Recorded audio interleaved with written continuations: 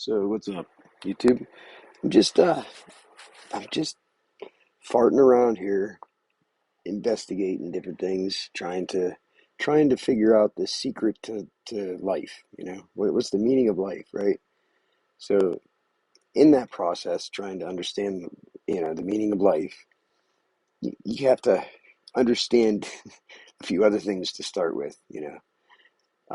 One of which is why people do what they do and why people have the perspectives that they do, right?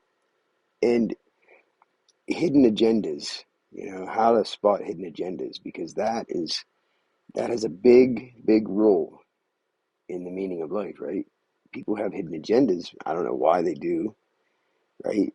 I think that people only hide the truth of what they're doing from everybody to see because what they're doing is wrong. It's real simple. What they're doing is wrong. They would be embarrassed or ashamed of what they're doing if people knew that, the truth, right? So that they have to hide it. They have to keep it secret, right? And then if you expose that, that person, and you showed the truth, right? And you're right about it, even if you guess and you happen to be right about it, you'll see something come out of these people that that you've never seen before.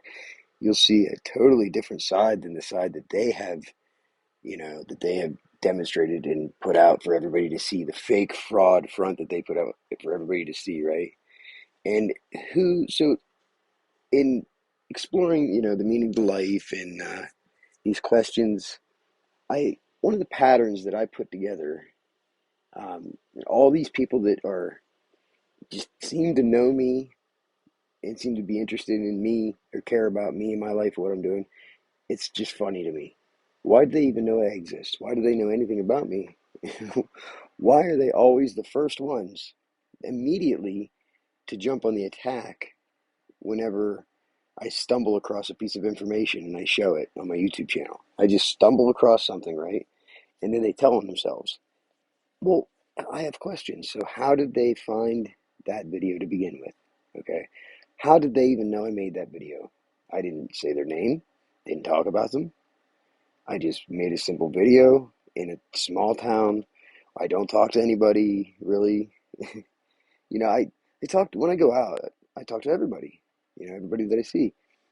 Um, Used to be all my stalkers, would come around and they would always be like, "Oh, hey, what's up? What's up?" And they would all be so nice to your face and say, "Hey, what's up?" Now, without any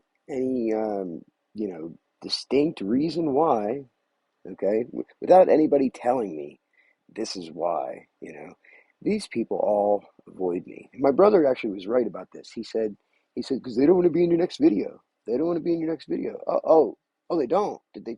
Okay. Well, here's my question then, Ed. How do you know that? Did they tell you that? Did they tell you that? How? So my point is, all of these people are having conversations about me behind my back, right? It's the same thing from before, before they started gang stalking me. They all had conversations about me behind my back, right? They all got together. They all decided to do these little things, right? And they all talk to each other, right? That's how my brother would know that they don't want to be in the next video. Of course they don't. They don't want to be exposed as being a gang stalker. I'm sure they don't. I mean, I don't get bothered when people record me. I don't get bothered when people call me a gang stalker or call me a perp. It doesn't bother me because I know it's not true. Do you see the difference? I know it's not true. I'm comfortable with me and myself. I know who I am. I know what I'm about. I'm not worried if somebody's going to make up some lies about me because that's been going on in my life for a long time, right? I learned a long time ago not to worry about what people say and people think about you because at the end of the day, it don't matter. It don't make a lick of difference in your life. It doesn't make one difference in your life what somebody else thinks about you or what they say about you until, you know, it until it does become an issue. It became an issue for me whenever it started affecting my kids, right? Through no action of my own, right? Through the conscious decision making and choices of somebody else. So somebody else's choices start affecting my kid's life. Then we've gone too far, right? And then you can gaslight me all you want and say it's because of my YouTube channel that this is happening. No, it's because when evil, stupid, retarded people choose to do something that they know is wrong, right? And they choose to gang stalk somebody or harass them, right? And for fun, as a joke, or for whatever reason, they know it's wrong. Everybody knows it's wrong. That's why if you say, this person's a gang stalker, and they get fucking flipping mad and they flip out and they start resorting to name calling, right? Calling you a drug addict, everything else. Well, that's probably because you just exposed that person's true nature, their true colors, and they're mad and they don't know what to do. They're angry because the people, they work so hard to put this fake front on for everybody that just one person, right, recording a video downtown in Patton and not not even saying anybody's name. I didn't even know. I didn't even know. So without even knowing who the people were, you see how that's not normal, right? When somebody attacks me for my my thoughts, my views, my opinions on my channel, how did they see it to begin with? Why do they care? You see what I'm getting at? So these people reveal themselves.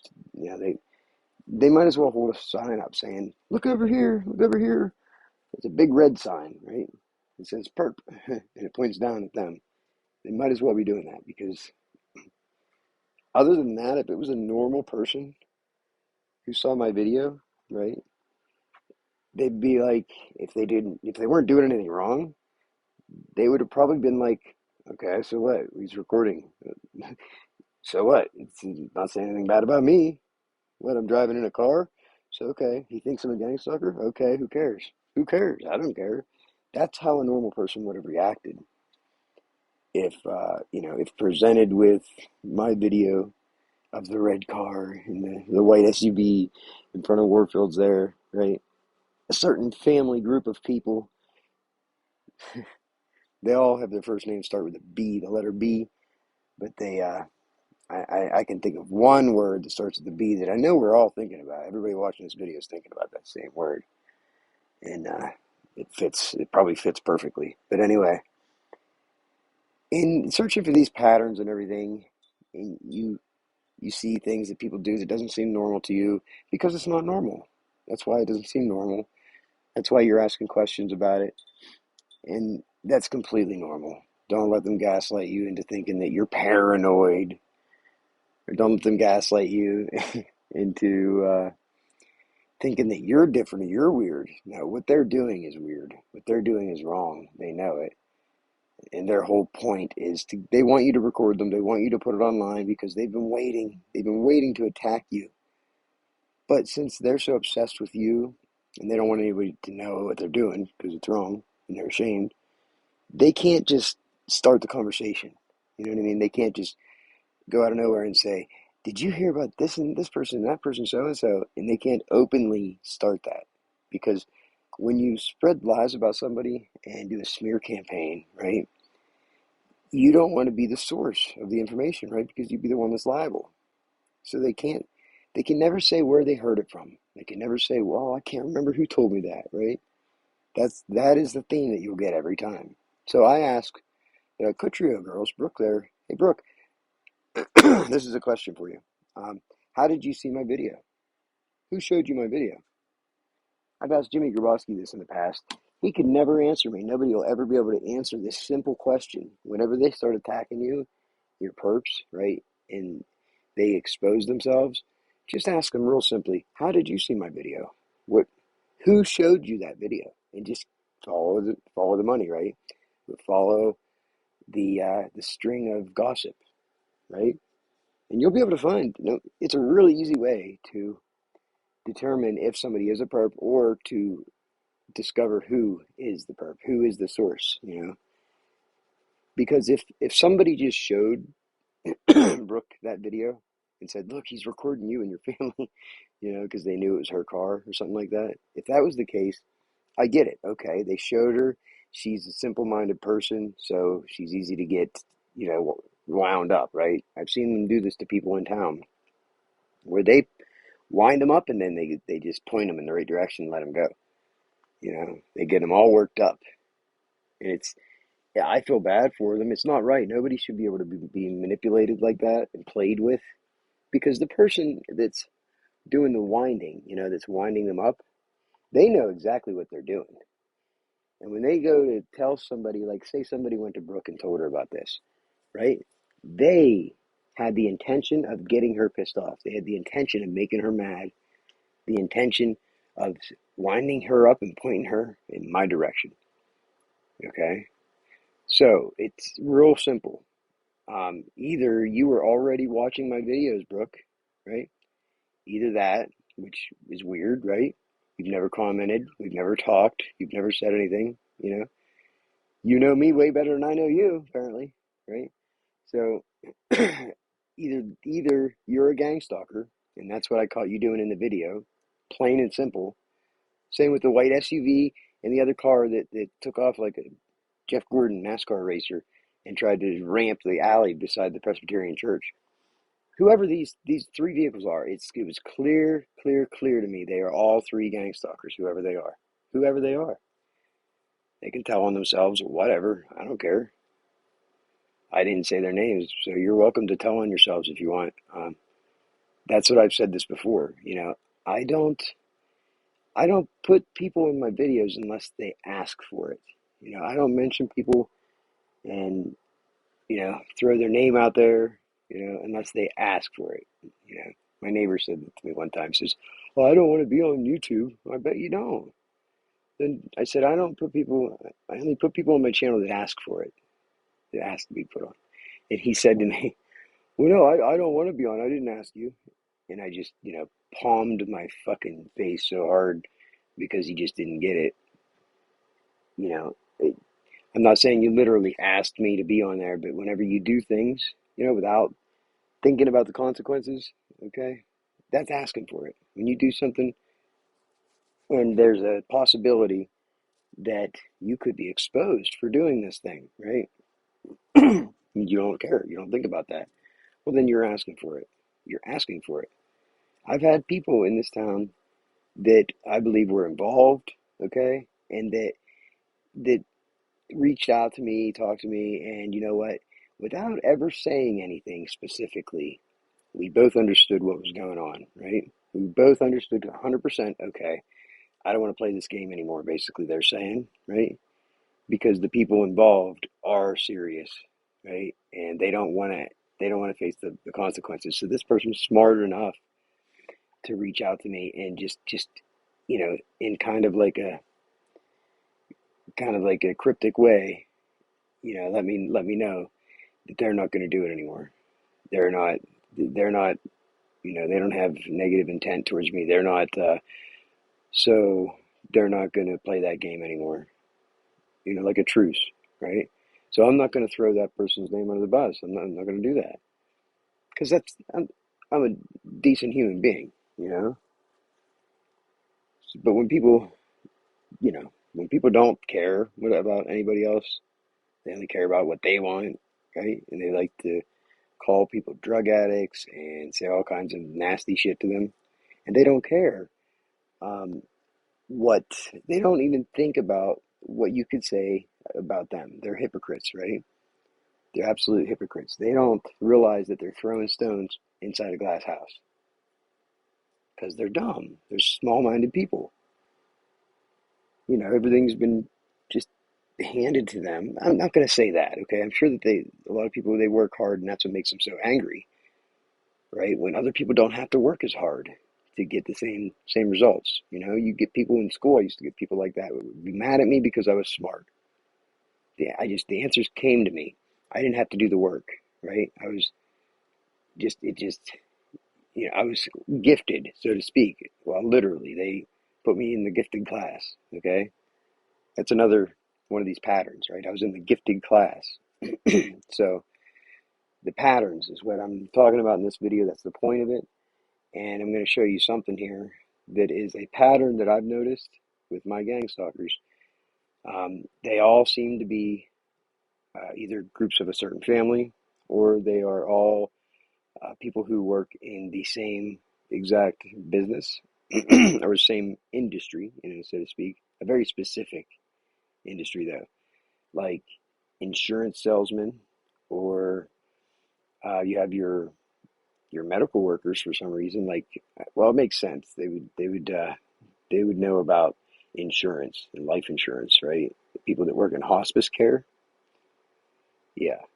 Somebody who has a very high knowledge of life insurance and the inner workings of life insurance that works in hospice care, you should be leery. You should be afraid of that person, because that person has information that they could use in a very bad way, right? To affect somebody's life for monetary gain, right? They know, they would use their information for the wrong reasons. But you notice people in these certain industries, right? Um, and they run in, the same little cliques and groups in town. But another big one, though, that I wanted to point out, and the point of this video, is real estate. Real estate's a big one, okay? Because I think it's because it seems to me people that are being gang stalked, that's a common theme, is it's to basically get them out of the picture, Basically, somebody's life would be a lot easier if this person just wasn't there anymore, right? They were just out of the picture. Or it's the very person that they're trying to get the money off of, that they help them, help them along to their death a little earlier, right? Which, like I said, there's the hospice care part of it, okay? So these are all patterns, okay? They're not coincidences. They're not coincidences. And the pattern that I was talking about with real estate is the show, it's Studio 814 on WTAJ News. It's like a spinoff. They're gonna absolutely attack me for this, and they're gonna hate me. But this is a pattern. The people, uh, it's a Palace. Her name is Pellis, right? She's the host of that show. She lives here in Patton, right? My brother's been on that show several times, playing with his band. This is this group of friends and people that he talks to, right? The circles of people that he talks to. That's not that are people I don't know, people that I don't talk to and I don't know.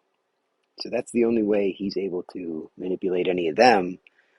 They might believe something about me that's a lie that was told by my brother. I don't know. But either way, it's irrelevant. The point is, these people know, they're aware of gang stalking. They're aware of the tactics. They already know what it is because they do it. It's common practice for these places to do this as revenge towards people that they don't like, or people that are in their way, or people that, because they use their knowledge and their extra resources, their resources that normal people don't have access to, and they use them for the wrong reasons, right? To screw up somebody's life for vengeance, to get back at them, for envy, spite. Spite's a big one. Spite is a big, big, bad, evil energy. If you have spite, you need to get rid of that shit. You need to get rid of your spite. That is controlling you. If you have spite, your spite is controlling you. If you have ego, your ego is controlling you. Okay? If you have jealousy and envy, that's controlling you. That's why they have them. Or okay, another one is if your heart was broken, right, and you're heartbroken, okay, or your ex, that was your lover, that was your baby mama, whatever, and now they're with somebody else, right? Well, that's another one, the lust part of it, right? That's another one that's going to control you. Okay, there's seven capital sins, also known as seven deadly sins, right?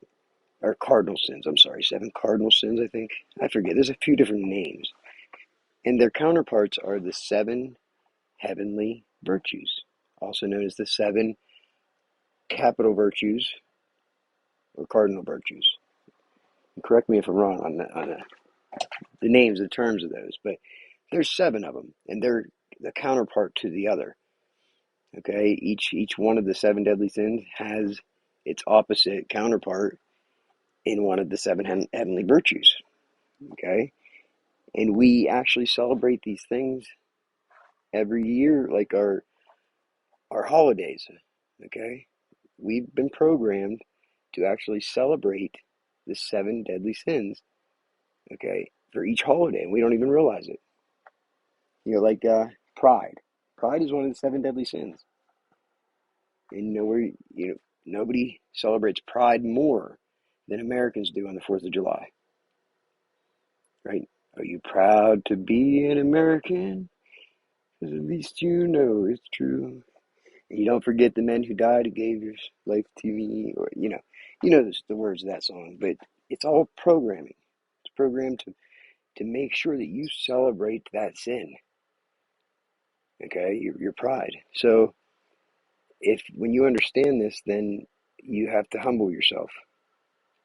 You got to be more modest, or just be more down to earth. Don't have so much pride. Like what do you know? Gay pride, right? What do you know? They literally title it "Gay Pride." Gay pride. It's one of the seven deadly sins. You know that, right? Why don't you just have like gay modesty, gay humble? Be a humble gay, right? Nobody will nobody will fault you for that. And then you have like lust, right? Lust is one of them. Well, Valentine's Day we celebrate lust, right? We literally celebrate the lust that we have. So for our significant other, there's nothing holy about that. It's one of the seven deadly sins. Okay, you have Christmas is all about buying presents for everybody, right? Spending money, buying presents. Who can buy more presents for the other one, right? Despite you think that you're being a good person. That's kind of being a narcissist. You think you're being a good person because you can buy more presents for other people, and you put other people down because they don't buy presents for people. Do you see what's going on here? That's greed. That's where greed has has taken over that holiday, Christmas. Okay, you can look into this. As far as like Halloween would be the envy. You know, who has the best Halloween costume, right? And its counterpart is just kindness. Instead, no, they go and they play tricks on people, and it's all negative, and there's horror films and everything else. But you have St. Patrick's Day is that's wrath, right? Or anger. St. Patty's Day, because it's the opposite to patience and tolerance. Okay, patience and tolerance is your ability to um, I'm sorry, wrath. Yeah, no, my bad. The wrath is Halloween, and patience and tolerance is its counterpart. Instead of anger. Anger and wrath is the seven deadly sin. Patience is the counterpart.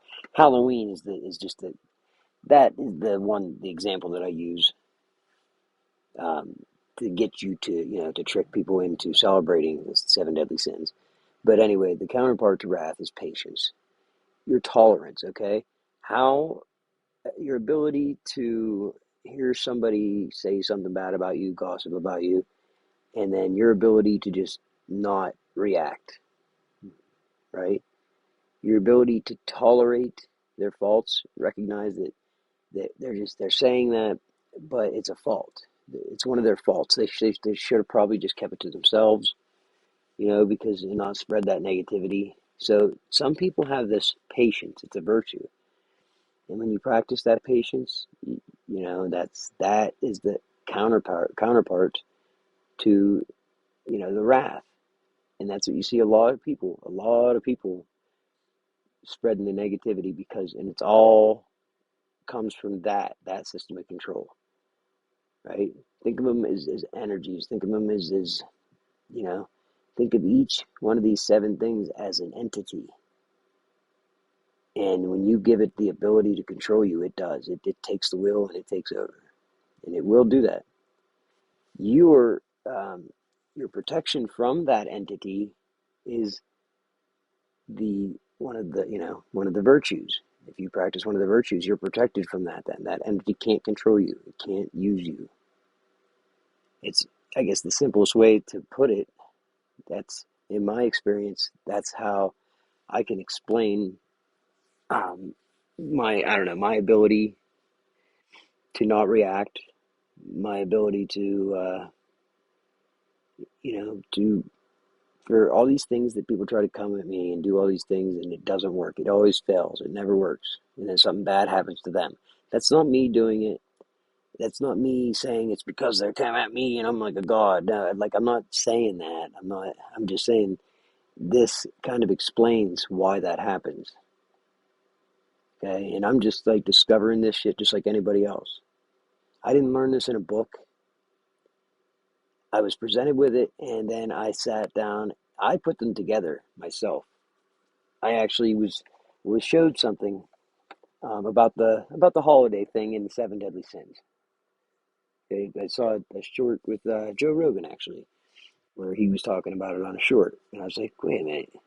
I was like, I wonder if the seven, the heavenly virtues. I wonder if they're exact opposites. And I sat down and I wrote it all down, and I came up with this kind of on my own. I'm sure it's written in a book somewhere, but I just put it all together. I connected the dots myself, and I looked up each individual definition and matched them up like an exercise you do in school, where you match different terms up, synonyms and stuff like that. I just sat down and did this real quick, and it all fit, you know.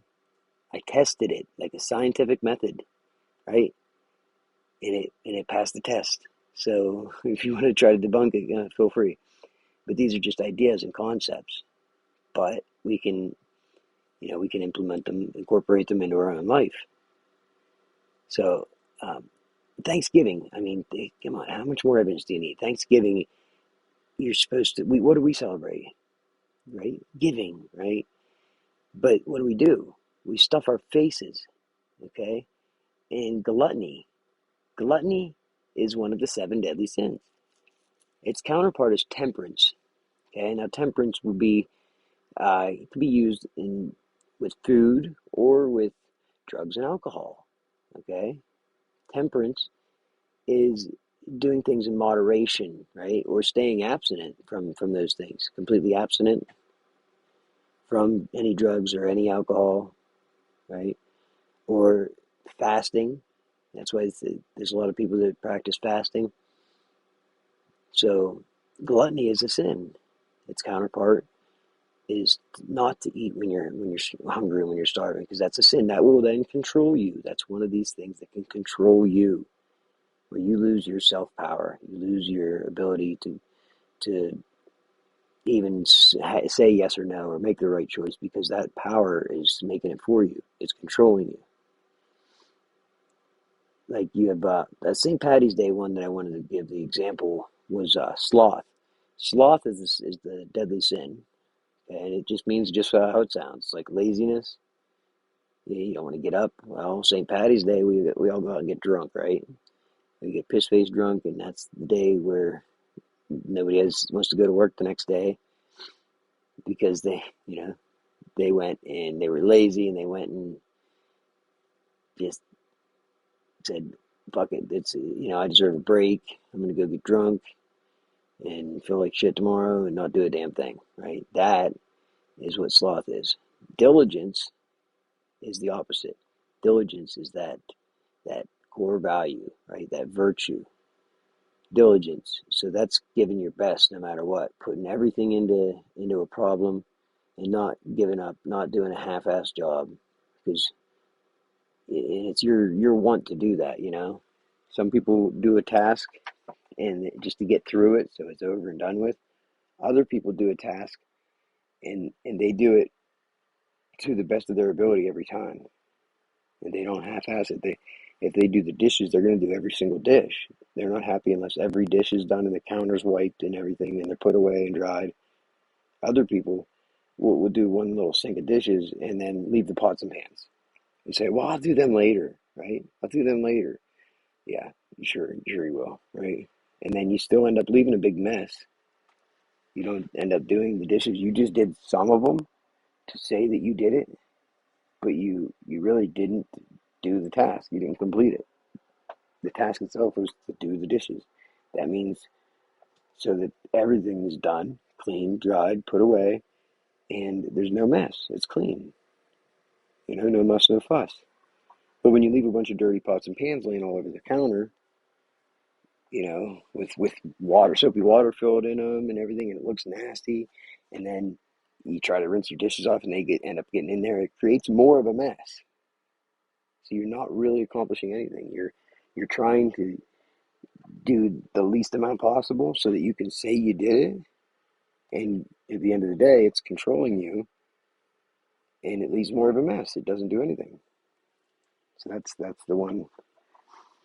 The big one there, I think, is sloth and diligence. And the one with Christmas time, when I started talking about it, was the greed one, right? Your selfish desire. Your selfish desire to look better than everybody else, to get to be the one that gave the nicest presents to everybody, the best presents. Everybody wants to be that person that gave the best present, right? That's your greed. That's where Christmas has programmed us to make sure that we celebrate greed once a year, right? So you can't make this shit up. And the counterpart to that is charity. And this is not your regular charity, okay? It's voluntarily helping. Now, when you do a charity and then you take that credit and you plaster it everywhere and you tell everybody about it. Oh, well, I donate to this and I donate to that and I donate to that. Sure you do. But you're not going to get the credit for it in the eyes of a higher spirit or a higher being whenever you're asking for the praise. Okay? It's kind of like integrity. It's doing the right thing, especially when no one's looking. It's doing the right thing for no other reason but to do the right thing. Because you can. And that's it. And that's where charity truly means. Charity is actually you volunteering to want to do something for somebody else with no expectation of anything at all. Nothing at all. Meaning you don't get to go, express to everybody how much you give to charity, because that's expecting something then. Then you're expecting that praise. You want that recognition for giving to charity. That's the sin. I know it sounds kind of backwards, but that's where, the narcissist basically, that's their main foundation. Their foundation is built off of, look what I can do. Look what I can do. Look at all that I do compared to you. When you compare yourself to other people, you are asking for praise. You are trying to put yourself in a higher pedestal than them. And that's why you're wrong. That's why you're not going to be a better person than that person. That's why you're a piece of shit. I'm sorry. I didn't write the stuff. I didn't make the rules. God did. Okay? I just follow them and try to explain them to people from my perspective. I'm not saying I'm right. This is just my perspective. So with the real estate thing, the reason I started this screen recording, it wouldn't let me go to my screen after I started the screen recording, but see if it'll let me now. No, see, it's not letting me go to my screen. See, what the fuck? I have to hit the home button here, I guess. No, it just froze. Oh, there it goes. See, this is not normal. My phone's acting very strangely. I hit the home button and it wouldn't. That's the first time I've ever hit the home button and it didn't do something. But this is a certain YouTube channel, actually. But these people are all linked together. It's the Cohen Group Northwest. And they're in Oregon, actually. I think they're located in Oregon. They popped it into my feed. I don't know why. I watched a couple of videos and then it all clicked together for me. I'm like, okay, this is the same group of people that do this shit. They all have little YouTube channels and stuff where they talk about, the different things that they're involved in. In this case, real estate people, right, are highly involved in technology, certain technology, like photography. So, check this out.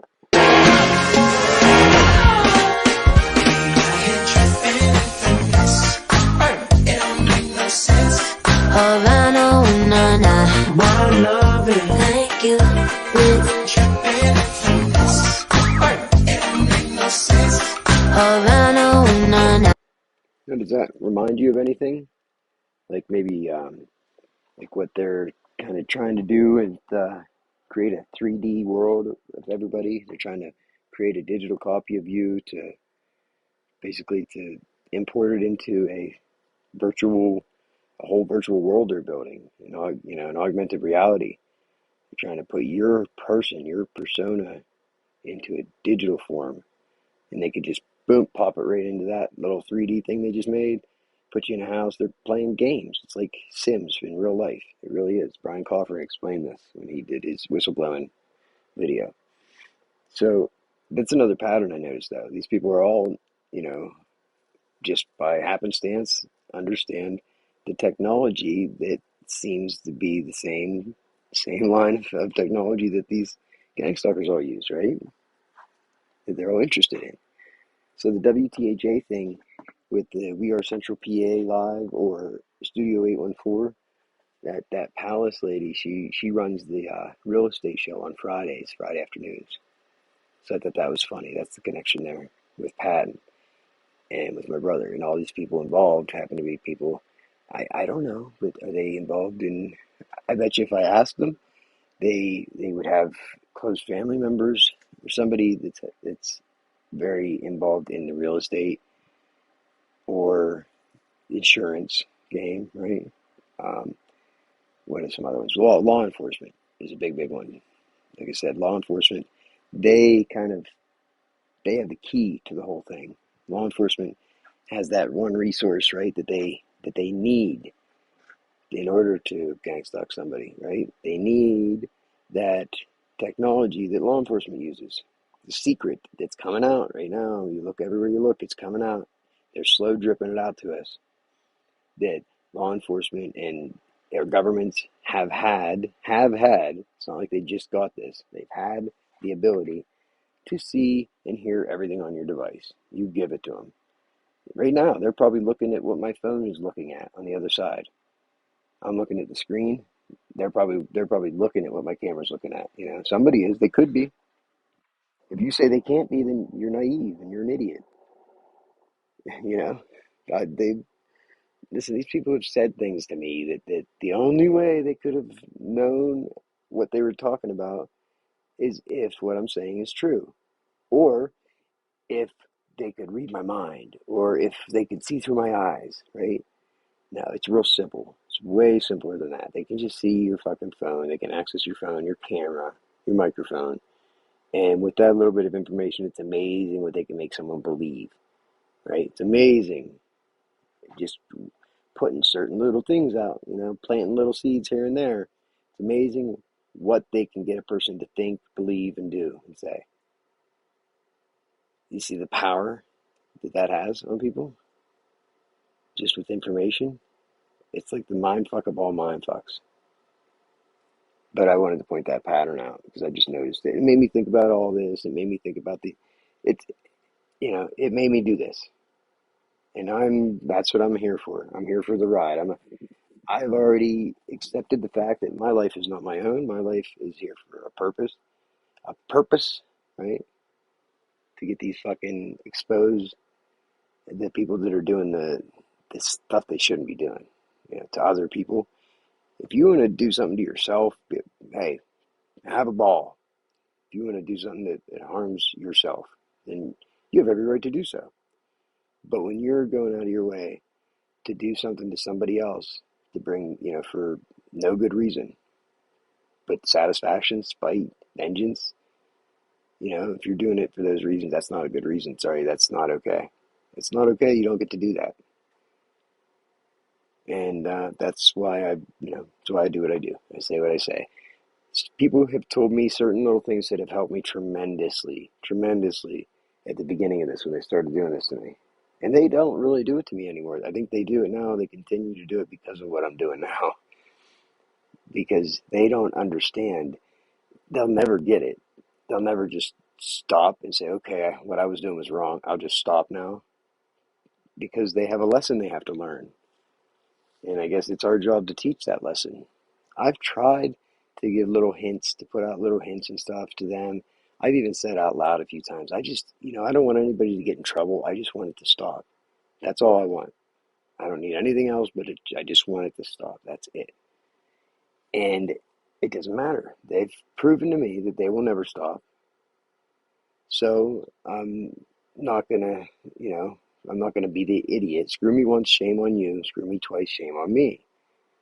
I'm not gonna be that idiot. I'm learning from my lessons. I understand that they're never gonna stop. So even when they come to me, like my brother, and says, I'm not interested in fighting anymore. I'm not interested in fighting anymore. When they say these things to you, you're like, oh, okay, geez, thank God, finally, finally a resolution. You've been trying to resolve it for fucking 2 years, whatever their problem is. And it don't matter if you figure out the problem, if you apologize for it, it doesn't matter. They won't let it go. That's their problem. That's not yours. It shouldn't be your problem because they won't let something go. So, you can rise above it. You can ignore it as best you can. That's all I try to do. And then I see it everywhere.